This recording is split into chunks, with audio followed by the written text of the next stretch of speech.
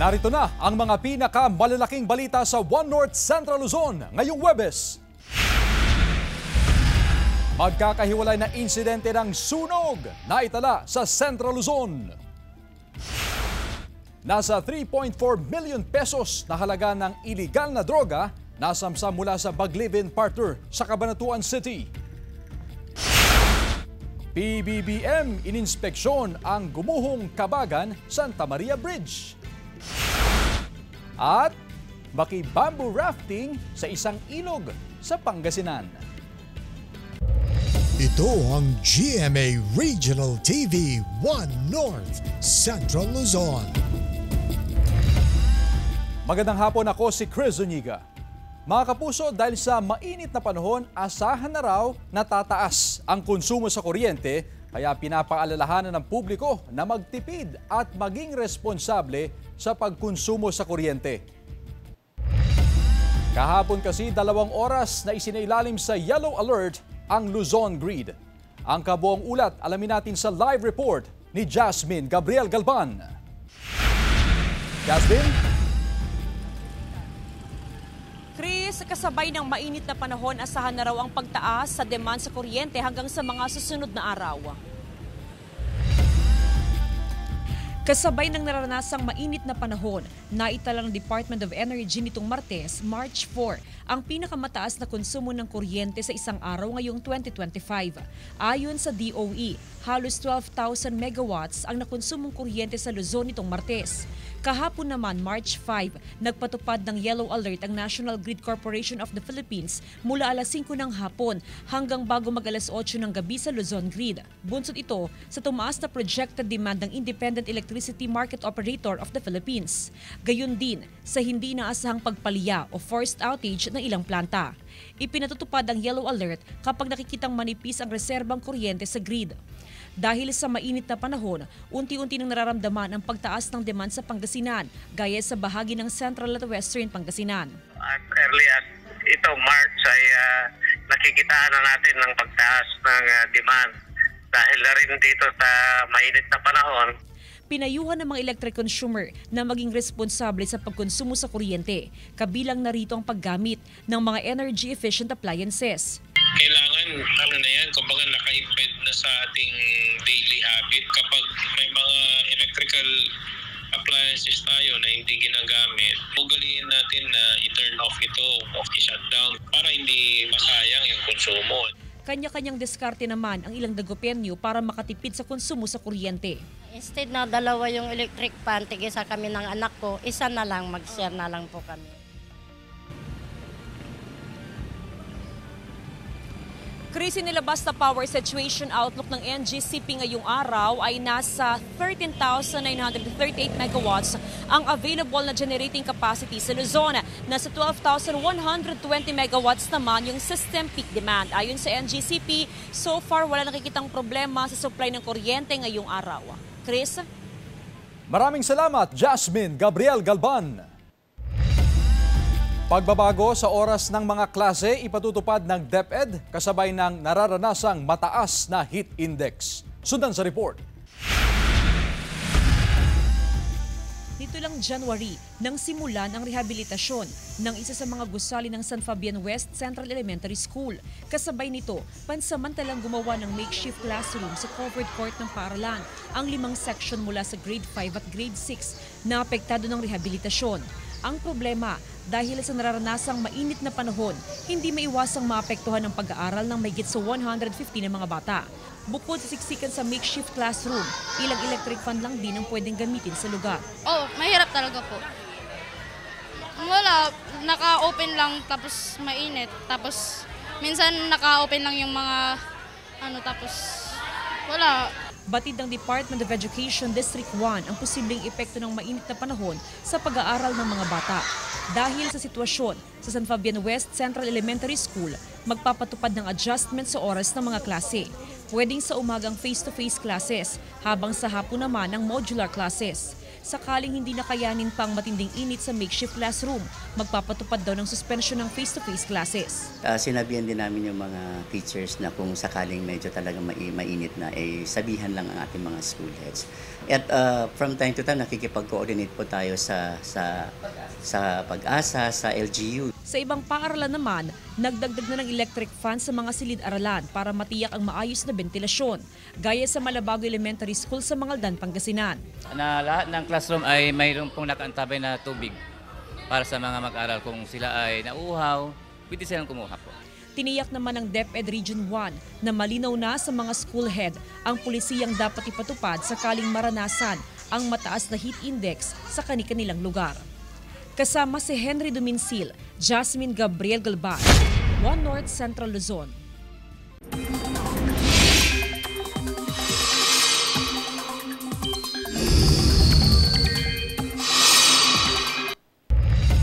Mga kapuso, muling nagbabalik ang amihan pero kakaunting lugar pa lang ang apektado. Kaya malaking bahagi pa rin ng bansa ang makakaranas ng maalinsangang panahon. Extreme Northern Luzon lang ang naaabot ng amihan habang easterlies sa iba pang lugar. Base naman sa rainfall forecast ng Metro Weather, malaking bahagi pa rin ng Northern Luzon at Central Luzon ang posibleng makaranas ng ulan. Kasama rito ang Apayao, Kalinga, Cagayan, Nueva Ecija at Isabela. Posible rin ang ulan sa ilang pang bahagi ng bansa. Magkahiwalay na insidente ng sunog na itala sa Pampanga at Bataan. Nakatutok CJ Turida. Dalawang bahay ang tinupok ng sunog sa barangay Gulap, Candaba, Pampanga. Agad rumisponde ang Candaba Municipal Disaster Risk Reduction and Management Office upang apulahin ang sunog. Ayon sa paunang investigasyon, hinihinalang sakalan ang pinagmulan ng apoy na mabilis na kumalat. Nagbigay ng paunang tulong ang pamahalaang bayan tulad ng bigas at groceries sa mga apektadong pamilya. Tinupok din ng apoy ang 3 bahay sa Sitio Lilimbing, Barangay Kamaya sa Mariveles, Bataan. Agad na rumisponde ang mga otoridad upang apulahin ang apoy at matiyak ang kaligtasan ng mga residente sa lugar. Isa sa mga tinitingnang sanhi ng sunog ay ang faulty electrical wiring. Walang naiulat na nasaktan sa insidente. So under investigation pa yan, wala pa kami nakukuhang informasyon kung saan, paano nagmula yung sunog. Maaari niya sa electrical dahil una, dikit-dikit yung van, tsaka mga appliances din yata ang mga napasaksak. Yun ay mga sabi-sabi lang ng mga tao doon. Tanaw naman mula sa malayo ang sunog na yan sa isang manukan sa Hagonoy, Bulacan. Kwento ng caretaker ng nasabing farm, may pumutok na electrical fuse mula sa isa sa mga kulungan ng manok. Mabilis daw kumalat ang apoy. Nailipat naman daw agad nila ng pwesto ang mga panabong na manok, kaya walang namatay sa mga ito. Wala ring nasaktang tauhan ng manukan. Ayon sa Bureau of Fire Protection, tumagal ng 1 oras ang sunog bago na apula. CJ Torida, One North, Central Luzon. Kahabaan ng Rizal Avenue maagang isasara bukas, March 7 para sa Kalutan at Dalan sa Mangaldan, Pangasinan. Silipin sa report.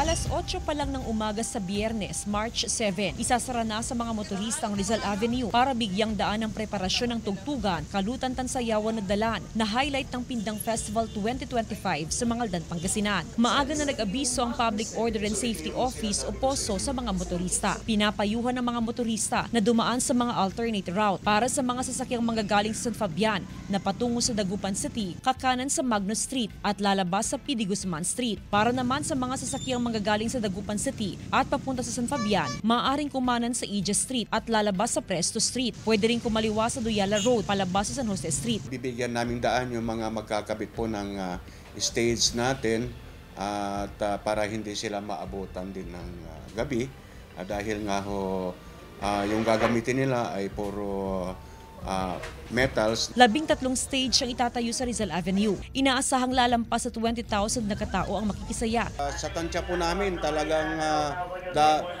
dudumugin ngayon dahil sold out na po yung mga grills natin. Mahigit 100 pulis, kabilang ang mga force multiplier ang i-deploy para matiyak ang seguridad sa kapistahan. Naka-prepare naman po yung Philippine National Police and nakahingi na tayo ng augmentation of personnel sa ating provincial headquarters to dagdagan yung ating pulis dito na magbabantay during the celebration ng ating kalutan. Kasama si Henry Duminsil, Jasmine Gabriel Galban, One North Central Luzon. 15 anyos na Kapampangan hakot medalya sa isang Science International Competition na ginanap sa Singapore. Atin siyang kilalanin sa report. Not just 1 but 4 medals ang magkakasunod na hinakot ng 15 anyos na si Carl Vincent Agpalo, tubong Minalin, Pampanga sa katatapos na STEMCO 2025 International Competition na ginanap sa Singapore. Ang paligsahan ay isang Singapore-based International Olympiad style sa larangan ng matematika, physics, chemistry, biology at science. Kwento ni Carl, bata pa lamang siya ay hilig na niya ang anumang bagay na may kinalaman sa siyensya. Since I was a kid po, I like watching competitions like different athletes, different students that are winning in most competitions po. Actually, my forte is science, so I really like science. Hindi naman binigo ni Carl ang bansa dahil pinatunayan niya na kayang makipagsabayan ng mga Pilipino sa 13 bansa at daan-daang estudyanteng lumahok sa kompetisyon. Nasungkit niya ang silver medal sa biology, silver medal naman sa chemistry at bronze medal naman sa physics sa kanyang category. Estudyante si Carl sa San Matias National High School. This is our first time to compete internationally. And because of the support of our school, we are very proud po na isa sa mga students namin ang nanalo sa ganong competition. Ang tagumpay ni Carl ay hindi lang tagumpay ng kanyang eskwelahan, kundi nagsisilbi rin itong inspirasyon sa mga kabataang Kapampangan na patuloy na nangangarap. Glam Calicdam, Dizon, One North Central Luzon. Ito ang GMA Regional TV 1 North Central Luzon.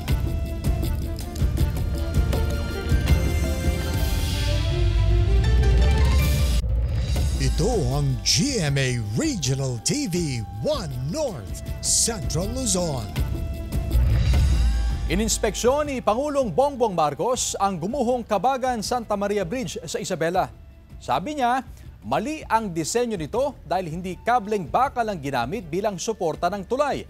Dagdag ng Pangulo, binawasan din daw noon ang naunang 1.8 billion pesos na budget para sa tulay. Tila mas lalo pa raw mapapagastos ang pamahalaan sa pagtitipid noon dahil kailangan ng malaking halaga ngayon para sa pagsasaayos ng tulay. Alamin daw ng gobyerno ang dapat managot dito. Gumuho ang bahagi ng Kabagan Santa Maria Bridge nitong February 27 matapos dumaan doon ang isang dump truck. Ito lang ang suspension bridge na nakita ko sa buong mundo na hindi kable. At yan na mismo ang bumigay. Ayan o. You know, I always have a saying, fix the problem, not the blame. Ayusin muna natin yung problema. Believe me, we will find out who is responsible. Pagdadraga sa Pantal River sa Dagupan City, halos 6 na linggo nang nahinto dahil hindi pa nare-release ang budget ayon sa DPWH. Sundan sa report. Halos 6 na linggo nang nahinto ang pagdadraga sa Pantal River sa Dagupan City. Wala pa kasing dumarating na budget para sa dredging operation sa ilog. Ayon sa Department of Public Works and Highways o DPWH, may aprobado namang pondo para sa dredging operation. Hinihintay lang sa ngayon na marilis ang pondo bago magpatuloy sa pagdadraga sa lugar. I think siguro may mga pinapass lang sila sa ngayon na ibang... May pondo po. Opo, may pondo po tayo. Habang hinihintay ang pondo para sa dredging operation, isinasaayos na muna ng DPWH ang spoil site. Hinahakot ng DPWH ang mga naipong lupa at buhangin at dinadala sa mga lugar na nangangailangan ng panambak. Napapanahon din na ilabas namin yung spoil, ilagay namin sa mga tamang lugar na dapat nating paglagyan sa mga low-lying areas, sa dump site by request po ni LGU. So yun naman po, kagandahan po na medyo nag-stop kami, may time po kami para i-manage yung spoils natin. Malaking bagay raw ang ginagawa ngayon ng DPWH lalo pat umabot na sa maximum capacity ang naipong buhangin sa spoil site. Pinakikinabangan din ito ng mga residenteng nakatira sa mga low-lying area. Pag tag-ulan na, talagang hirap kami na papasok dyan, dadaan yung mga tricycle. Sakaling dumating na ang pondo, agad na itutuloy ng DPWH ang pagdadraga sa Pantal River. Kasama si Henry Duminsil, Jasmine Gabriel Galban, One North Central Luzon.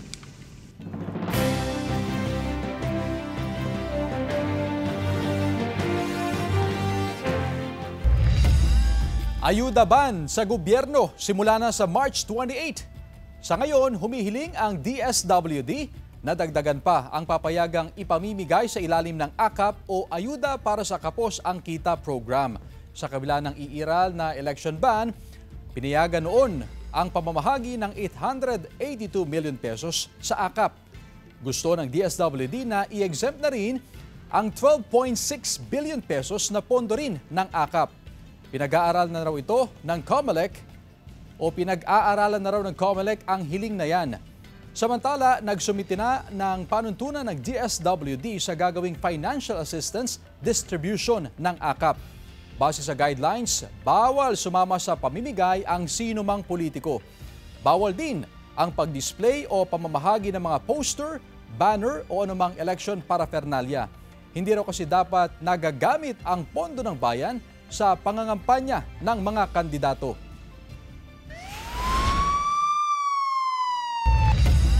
Nasa 3.4 billion pesos na halaga ng iligal na droga nasamsam mula sa mag-live-in partner sa Cabanatuan City.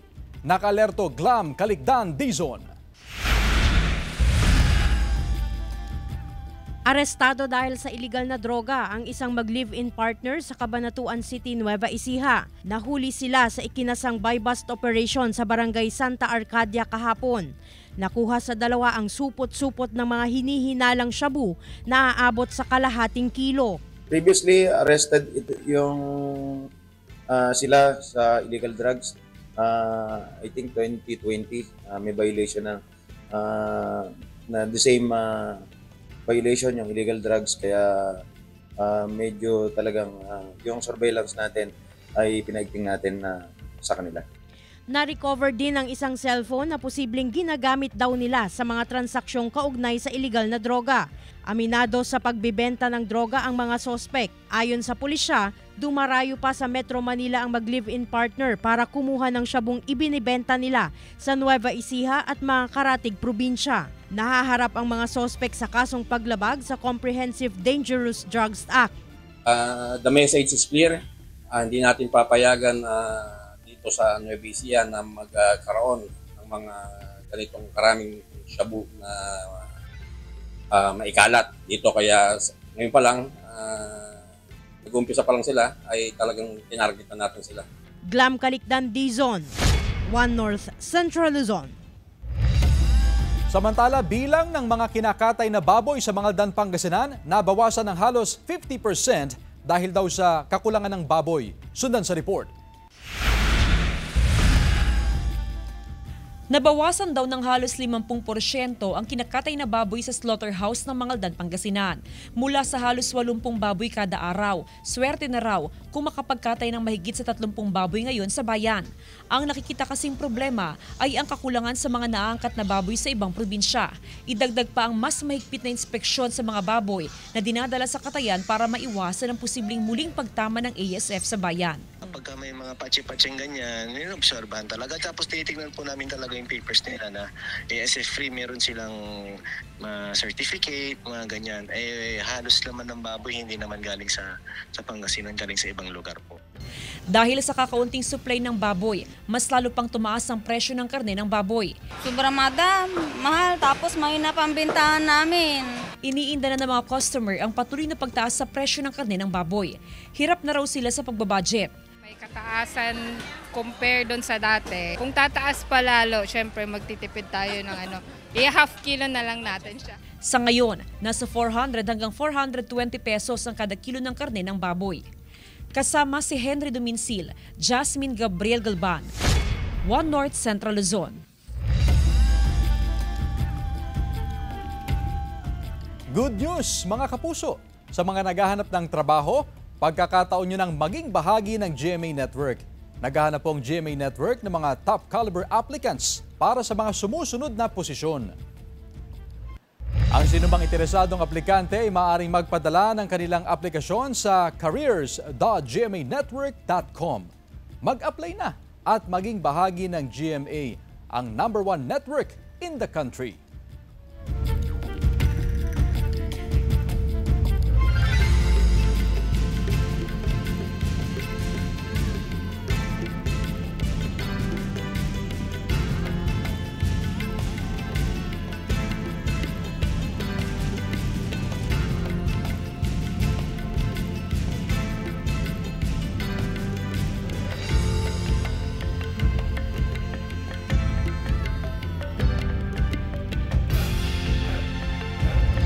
Ito ang GMA Regional TV 1 North Central Luzon.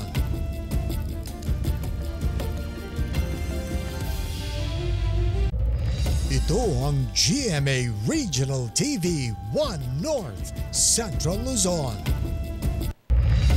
Update sa kalusugan ni Pope Francis, stable na ang kondisyon ng Santo Papa nitong mga nakaraang araw ayon sa Vatican. Hindi rin daw nahirapan sa paghinga ang Santo Papa pero bantay sarado pa rin ang kanyang mga doktor sa kanyang kondisyon. Buong araw daw nasa armchair ang Santo Papa at nagawa na niya ang ilan niyang trabaho. Muli rin daw kakabitan ng aparato si Pope Francis sa magdamag para makatulong sa kanyang paghinga. Nagsagawa ng mystic operation kontra dengue ang mga taga-Provincial Health Office sa bahay ng mga kabilang sa Agta Community sa Kasiguran, Aurora. Tugon niya ng otoridad sa kahilingan ng mga katutubo dahil umano sa sandamakmak na lamok sa kanilang lugar tuwing gabi. Nababahala kasi ang mga katutubo sa sakit na dengue. Lubos ang pasasalamat ng mga katutubo sa mabilis na aksyon sa kanilang kahilingan para masiguro ang kanilang kalusugan at mapuksa ang mga lamok na nagdadala ng sakit na dengue. Samantala ngayong National Women's Month, isinagawa ang All-Women Fire Drill na bahagi rin ng 4th Nationwide Fire Drill on High-Density Occupancies sa isang mall sa Cauayan City sa Isabela. Hindi nagpatinag ang 168 na mga babaeng responders at ginawa ang mga fire drill procedures. Life-saving daw ang pagiging handa kaya mahalaga ang tamang pagresponde sa mga insidente ng sunog. Ipinakita rin ang kasanayan sa mga evacuation route, pag-testing sa mga alarm system, fire procedures, at pagsasanay lalo na ng mga bagong kawani para maprotektahan ang mga ari-arian. Handa naman daw ang mga kababaihan sa mga sakuna gaya ng sunog, kaya wala silang keme sa pagtulong sa pag-apula ng sunog.